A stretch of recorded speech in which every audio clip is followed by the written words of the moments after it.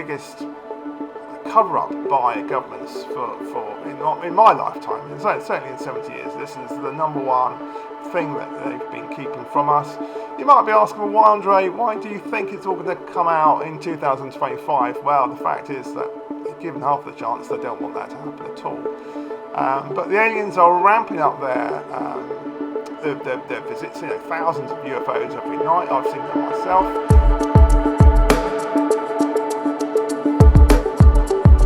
Hello and welcome to Future Marketing UK. I'm your host, Andre Alford, and the purpose of this channel is every week I'm going to be exploring new threats and opportunities that are going to affect your business.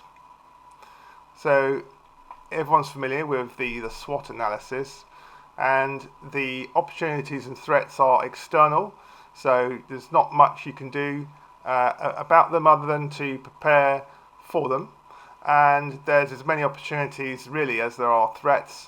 Generally, threats will probably have a more profound impact on your business, but overall there's as much to gain through extra sales watching these episodes as there is to making sure that you're insulated your business as much as you can from the threats and the downsides. One of the ways to think about this is that I'm not exactly asking you to commit capital or throw people at a problem that I've just highlighted, because you may or may not actually believe me. But it's important that when it happens, that you're already mentally in the right space, that you're there, you're aware of the issue. You don't run around like a headless chicken for the next few weeks after the issue has happened, and that you hit the ground running as soon as the threat becomes real for your business. Okay, and there's lots of examples where you can see threats gain more prominence as they get going. COVID is quite a good example where actually you could see the threat coming before it actually hit your business. But ultimately, for a lot of businesses, there wasn't much they could actually do about the threat. However, there's many other types of threat which that may surprise you, but you can do something about. This week's topic is taboo. It's the A word, the word that media, governments, and most people don't like to hear about. You're probably thinking, why am I covering this as my first subject, as my first topic on Future Marketing UK? And what is this A word, just in case you don't know? Well, the A word is aliens. And I'm afraid to say, if you're not a big fan of aliens, then 2025 is not going to be a happy year for you.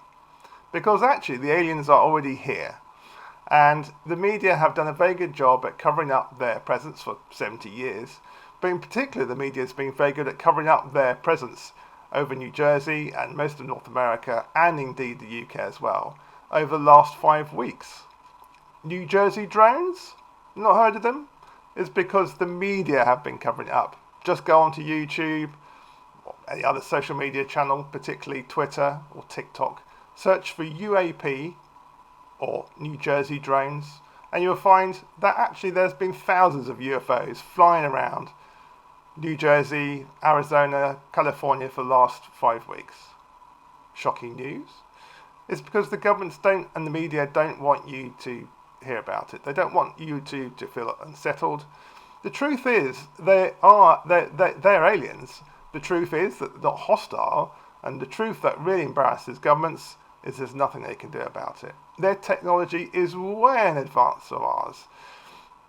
And so, although they're no threat, the governments don't want to appear to be totally unable to control them in any way, shape or form. So if you don't believe me, if you think I've gone mad, just search on the internet or Google, or YouTube. Just search for New Jersey drones and you'll be amazed what you find. Now, the name is a bit of a misnomer. They're not drones, okay? They are UFOs. Over the last 10 UFOs have had a bit of a rebranding of their own. Now they're called UAPs, and that's unidentified aerial phenomena, okay? The UFOs normally take the form of large orange or red glowing orbs, which sort of hang in the sky for many, many hours, drifting slowly around, but certainly not going with the wind. they also can transform themselves into what look like man-made objects, like planes or other moving objects. But these aren't drones. They're not drones because they sort of they haven't quite got the sort of the size of the match quite right. So these aircraft will only be about 7 meters wide. They will fly like no aircraft you've ever seen before. They will go very slowly. Anyway, I mean, I could go on and on and on, but yeah, check it out on Google and YouTube. The fact is, you're probably thinking, okay, Andre's right, there's UFOs flying around. How's that going to affect my business, and what can I do about it anyway? Well, as I say, the good news is the aliens are not hostile. They've been flying around for probably centuries. They've certainly been around for 70 years, despite government cover-ups and the media being sort of banned from or prohibited to talk about them. The fact is, if they were hostile, they would have attacked us long time ago. And so there's nothing. The aliens aren't going to do anything to your business that's going to resemble any kind of war or physical destruction or anything like that. So you haven't got to worry about that. What you do have to worry about, though, is how the public react to the news when it comes out. Now, I'm not talking about full disclosure, something that most people who believe in UFOs really look forward to the day when a Pentagon spokesman or the President of the United States steps out and says, yes, it's all true, there's aliens amongst us. That may not happen in that kind of choreographed way. It may be that just there's a groundswell of believers, more and more people see a UFO with their own eyes, millions have in the last few weeks, and that, it's not full official disclosure, it's just an acceptance through the main society and some media outlets that the aliens are here. And there's various different scenarios. You could have mass hysteria from the public, you could have bewilderment, you could have resigned skepticism that, okay, they're here, but they're not going to make my life any better. There's going to be a whole sort of gamut of people's reactions. Now, it's how people react to it that's going to affect your business, okay? So just imagine that, something profound happens over a couple of days and suddenly the whole world's talking about it. Even the likes of the UK media outlets start to talk about it. And, people start to realise that we're not alone in this universe. In fact, we're part of a much larger community of intelligent beings. Now, that's shock to society. It may even shock you as a business owner, as just a person. But your customers, depending who they are, could be shocked. And now, we would have to look at previous, not similar, but previous shocks to society to work out how their spending behaviour or their investment behaviour would change. But the fact is that there would be some sort of shock. People might delay purchases. That's probably the most likely outcome. Given the fact there would be no actual war, people might stock up. They might stop spending. This would happen over a space of days or weeks. And if your business is reliant on sort of day-to-day turnover to keep it going, then that might be one of a few final straws for your business. But if your business can cope with a few weeks downturn, as if Christmas magically appeared in February or March, it's like suddenly it all went very quiet for a few weeks, and then as people realised that they weren't going to be blasted from space by lasers, they'd just resume their normal life again. They'd spend as they did before. They've still got children to feed, bills to pay. And life would return to normality as far as your business is concerned, as far as your cash flow is concerned. There are obviously opportunities to this as well. So if you're a toy manufacturer, you may want to consider having some sort of alien-looking project, or if you're making, say, characters or something like that, you may want to, pigeonhole that next project as being an alien one, be braced for after public concern and shock. There'd be obviously for some aspects of society they'd want to know more. They'd be hungry to know more. Who are these aliens? What do they really want? Can we get one on the Graham Norton show? Will there be one on it for Winfrey? Next discover more. So there's be after a delay, there's this hunger from the public to want to know more. And again, if you're in a business that can feed that hunger, are you a book reseller? Do you provide information? Do you do blogs and other stuff yourself? Again, I would sort of pigeonhole this mentally in your mind to set aside anything that you can to sort of feed this or take advantage of this public desire for more information, whatever sort of industry that you're in. Okay.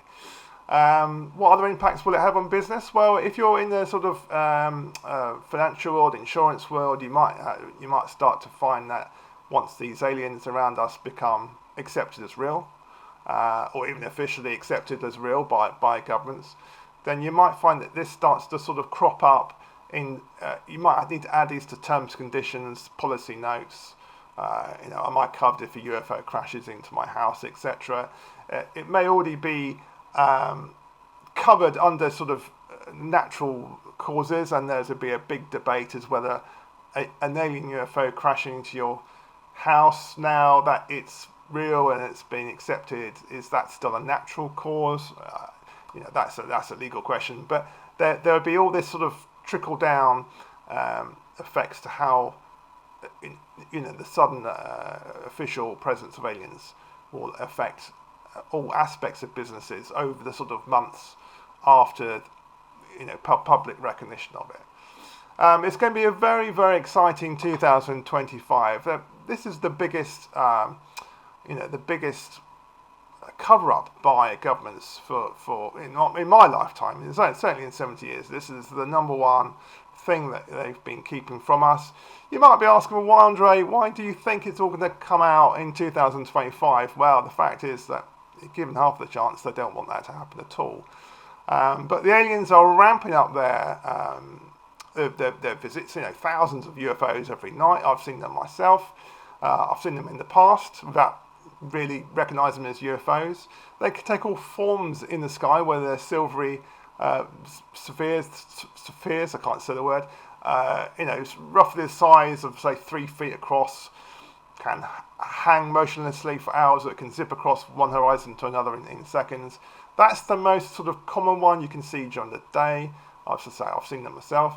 At night, it's not clear whether it's the same object or something completely different, but these glowing orange orbs that have been spotted over the 3 American Air Force bases in the UK, again, don't take my word for it, Google it, Lakenheath and Fairbanks, and there's another one, I can't remember, Mildenhall or something like that, over the course of November. They're still there, they're still coming. The media's never reported on them. It's a very sort of, hush hush, don't mention anything about it. But the government still has had 2 emergency COBRA meetings about the UAPs in the UK. And they've even sent 60 specialists. I don't know quite where they fit under, but it's sort of, like the SES equivalent for the RAF, specialists or combat specialists, and they've been monitoring these UAPs. But again, you can chase them, but they just fly away. You can't shoot them down. You can't use electronic warfare to bring them down. They're not drones. They are, technology thousands of years ahead of ours. None of our sort of anti-drone systems will work. These things don't necessarily need to land or take off from anywhere. They can just disappear. I've seen them with my own eyes. They just disappear into the sky, and just reappear whenever they want, wherever they want. And they, if I could say one thing about them, is they seem to have mastered sort of interdimensional handicraft. They seem to be as comfortable as switching in and out of dimensions as perhaps software developers are switching on and off windows on their PC. So it's extraordinary to see. There are various live webcams positioned in various hotspots around the world, where you can literally see UFOs from the comfort of your armchair and watch them fly around, move around, or just hover. And so it's really, really sort of interactive, and this will become more common, when it becomes public knowledge and the big media channels start talking about it. This will become very, it's like a hobby to watch these things, and and you're going to come to your own mind as to whether they're really real or whether that it's all part of some massive international 70-year hoax. I don't know which is more likely or more unlikely. So anyway, back to business, as I say. So these events will have an impact. The immediate impact in your business, a sort of medium-term impact, but the long-term impact could be incredibly positive. As we sort of become aware of a whole universe of multi-alien species, there's an element of what we're being introduced to a vast new community of living beings, certainly in our galaxy, if not further afield. Don't forget, they can move and jump dimensions. So I'm not even sure whether they would be restricted to even just our galaxy, which is truly mind-blowing. But I can't help thinking that in the long term, there could be future trade opportunities. I mean, it's difficult to know what future aliens actually want. Apart from their basic needs of food, whatever air they breathe, shelter. I don't know what an advanced civilization would want. Are they looking for leisure activities? Are they looking for unusual things, trinkets, or are we? Is the human race currently sort of their equivalent of a sort of a Truman Show, where they just love watching our cultural output, watching our entertainment output? Whether that would mean anything to them or not, I have no idea. But there's this potential, certainly, whenever a small society is introduced to a much bigger society, there is this trade aspect. And again, the early birds are going to probably make the most money. So if you're in some sort of logistics, distribution, the benefits won't hit the ground this year, clearly, but long term you might find there's opportunities there if in fact the aliens are open to trade, whether we have something that they don't and they want, or whether indeed there's something that they want, that they have, that we want, and that we can somehow buy from them, as I say, through trade or I don't know. So all these things are very sort of, this is the upside of it. Okay. It's going to be profound. It's going to be a really profound year. Now, in what sort of, you're probably thinking, Andre, what's the timeline here? I want to get the date in the diary for full disclosure, so I can give all my staff a day off to absorb the fact. The fact is, I just simply don't know. There's a lot of activity in the US Congress at the moment, trying to sort of flush out these agencies, entities that are keeping it secret. Unless there's a profound change in the American sort of legal system of Congress, they will sort of eventually eke out and flush out the people, the agencies that are keeping this all very quiet. The general consensus is there's the US military and possibly Russian and Chinese military have had these crashed UFOs for over 70 years, and although there's been much talk about reverse engineering, to be honest, I haven't seen much success of that. Most of the technology that you and me would consider to be alien tech is probably just can be explained away through natural engineering progression, like circuit boards and stealth technology. None of that sort of really came about overnight. That was sort of through an iterative process. So you can make your own mind up whether you see any technology today that you think, oh wow, that must be alien, because we couldn't have possibly come up with that. I can't think of any examples of that. So it could be that if these crashed, captured UFOs have been in the hands of scientists and engineers, that they after 70 years they just are not capable of reverse engineering it. The technology may just simply be too advanced. It's like if you gave a mobile phone to a caveman and gave them 70 years to back engineer that. I can tell you now, you're going to come back 70 years later and he would have done nothing with it. Not in terms of he wouldn't be able to reverse engineer it, because the technology is just too advanced. So it may be that the people that are holding it secret really know that actually they're not making any sort of headway keeping it secret. It's not. They've had their moment. They've had their time, and they're just stuck. They can't progress it, and therefore opening it up to the much wider scientific community could be beneficial. And you could still, even these people that are keeping it secret, they can still keep some aspects of it secret under the label of national security interest, and so we can freely talk about aliens, but the minute that reporters want to talk about exactly how does it sort of hover for hours on end with no propulsion system, then that's the bit where governments around the world could say that bit's classified now, we can't talk about that, because obviously that would give them some sort of military advantage, etc. So it's an amazing topic. I urge you to have a look around. Go on the internet, search for New Jersey drones, search for UAPs, Laken Heath. These UAPs have been seen more recently in Cornwall and even in my county, Hampshire, and they're everywhere in America. Literally, they're thousands every night, every single night for the last 5 weeks, flying around. These orbs can produce more orbs. The orbs can turn into drones that look like drones, but then can change back to orbs. The whole thing can start to strobe or stay just consistently white. I've seen them again with my own eyes, so I know that I'm not sort of dreaming this stuff up.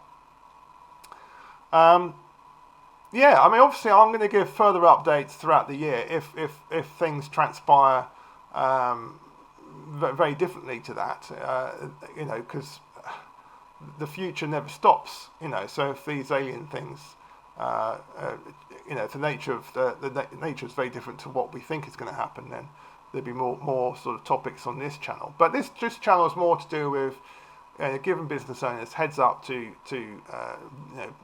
looming threats or opportunities to their business that they may not be aware about. I'm not afraid to touch upon subjects that I feel that there's a genuine, real, and imminent impact on the UK businesses. In fact, and aliens is in fact something that would impact businesses worldwide, but it would impact businesses in the UK. And this is more to do with how people react to such news as opposed to anything the aliens do directly. Okay. Next week I'm going to be discussing an old friend that has caused massive business disruption before, and that is the subject of pandemics. And there's a new thing on the block, so I'm going to be talking about that next week. And I really hope you're going to find this channel really useful. Feel free to mock me; it's absolutely fine. But the point of the channel really is to sort of, as a business owner, make you mentally prepared for such threats, such shocks. So when one of your employees comes up to you and says, "Have you seen this on the news?" or "Have you read this on this website?" You're going to go, "Yeah, I've expected this for some time, and I've thought about this, and I've got this little plan, or we have this thing, where, we have this contingency, or at least you've given it thought, rather than, oh my God, I didn't know anything about this, and I'm going to start running around in several decreasing circles, all panicky for a few days, and then you lose a few days to prepare. Right, that's probably it from me. Again, thank you very much for watching.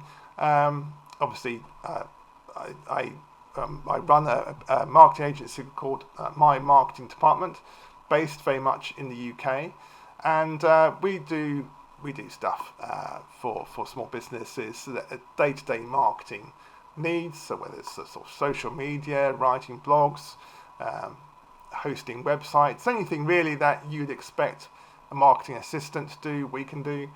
And yeah, we've kept our costs down, so it makes it very sort of accessible, particularly if you're a small business with big ideas. You just want to start getting going. You can't quite afford a full-time member of staff yourself. You just need some help. You're probably doing most of the marketing yourself without kind of realising it, but you just need an extra pair of hands. That's what we do. We help small businesses, and our sort of strap line is think big, start small. Okay, because we recognise that most businesses start small. It would be lovely, wouldn't it, if all businesses were given like a £10 million grant at the start of their lives, going, well, yeah, we're going to take a chance on you, do whatever you want. But sadly, everyone has to start from more or less zero. And some of the hardest parts of business is making that leap from naught employees to one employee, or 1 to 2, or 2 to 5, or 5 to 10. Those are the hardest parts of any business. As soon as a business is like running 100 employees, 200 employees, you start to get scales of economy. You start to get a real sort of thorough understanding of the business that you're in. There's less shocks can devastate your business. Whilst obviously if you're a one person band, your business can fail for a huge number of different reasons. Whilst the bigger you get, the sort of the safer you are. Generally, as a general rule, there are exceptions to every rule, but yeah, that seems to be it. So I'm going to stop waffling. I'm going to leave you for now. But yeah, please subscribe. Please like this video, and I'll see you next week. Okay, thank you very much for watching. Goodbye.